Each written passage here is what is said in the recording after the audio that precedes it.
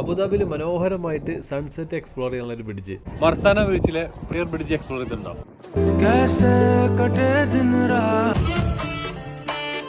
ഹുദൈരിയ തായ്ലൻഡിൽ ഈ റീസെന്റ് ആയിട്ട് സെറ്റപ്പ് ചെയ്തിട്ടുള്ള ഒരു ബീച്ചാണ് മർസാന ബീച്ച്. ഇവിടെ വരുമ്പോൾ നമുക്ക് ബ്യൂട്ടിഫുൾ ആയിട്ടുള്ള ആർട്ടിസ്റ്റിക് വർക്കുകളൊക്കെ കാണാം. അടിപൊളിയായിട്ട് ഡിസൈൻ ചെയ്തിട്ടുള്ള ഒരു ബീച്ചാണത്. ഈ ബീച്ചിന്റെ ഒരു സൈഡിലായിട്ട്, അതായത് ഹുദൈരിയ തായ്ലൻഡിന്റെ ഒരു സൈഡിലായിട്ടാണ് ഈ ഒരു പെയർ ബ്രിഡ്ജ് വരുന്നത് കേട്ടോ.